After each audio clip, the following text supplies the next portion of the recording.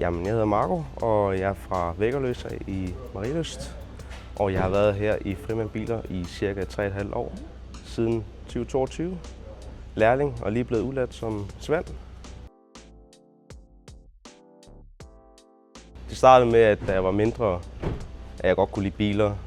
Og min far han var ude i carporten, lavede sine biler også og skiftede fælge og vaskede sin bil. Det gik meget op for mig at sige, at det var noget for mig, og vi altid godt kunne lide Toyota og japanske biler. Så allerede derfra har jeg også kunne tænke at være som Toyota-mekaniker. Og så har jeg også haft en kammerat, hvor vi har skilt noget knallert ad og lavet dem og solgt dem videre for eksempel også og sådan noget. Ja, det startede med, at jeg skulle ud og søge læreplads, og det første jeg startede, det var så selvfølgelig også her.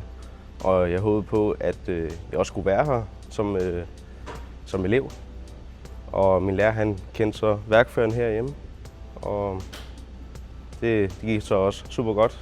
Og jeg viste så også, hvad jeg kunne, og skifte bremser og lave service, inden jeg fik læreplads her. Så alt gik godt derfra. Så jeg viste bare, hvad jeg kunne.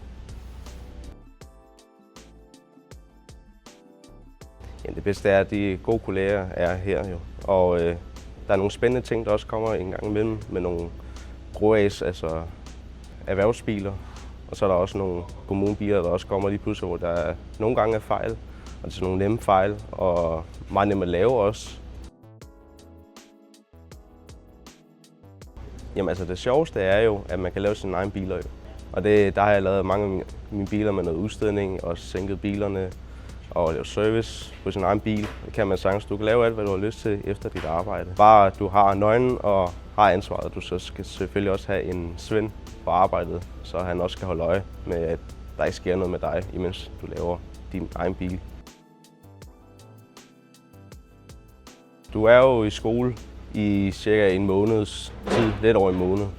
Og du er meget i værkstedet i skolen, og du lærer meget omkring de ting med noget aircondition og bremser og så videre. Det er ikke kun teori, som alle tror, det er jo. Du er meget ude i værkstedet. Jamen uddannelsen, det tager cirka 4 år, lidt over 4 år i hvert fald. Skole og grundforløb og så videre. Så det tager cirka der. Jamen jeg får elevløn her på arbejdet. Det starter selvfølgelig meget lavt, men det kommer til at være højere her til sidst, i hvert fald 4 år. Og det kan man rigtig godt mærke. Og med starten af, efter der er gået 1 år, så kan man mærke, at der er steget ca. 5-8 kroner i timen. Og det er noget, man føler, man har fortjent også i hvert fald. Jamen altså, det starter fra selve lærlingen, når man arbejder herude. I selve grundforløbet, der har man ikke noget SU, mener jeg selv. Men da jeg var i grundforløbet, der havde jeg 2 arbejde ved siden af, som opvasker og så som burgermeister. Jamen, jeg har indtil den 31. januar, og jeg har selvfølgelig tænkt mig at være her hos Toyota. Jeg er virkelig glad for at være her. Jeg har kigget, hvordan Toyota-teknikken er hos bilerne, og så jeg glæder mig til at være til kursus hos Toyota-skole og være videre som tekniker derfra. Og det er ikke noget, jeg vil stoppe med i hvert fald overhovedet. Jeg vil ikke råde andet end Toyota og Lexus derfra også. Det skulle være, at du skal ikke blive stresset over at være mekaniker og at blive svært overhovedet. Det bliver ikke svært, hvis du er klog på, hvordan tingene fungerer. Og have det hyggeligt på arbejdet. Tag det stille og roligt.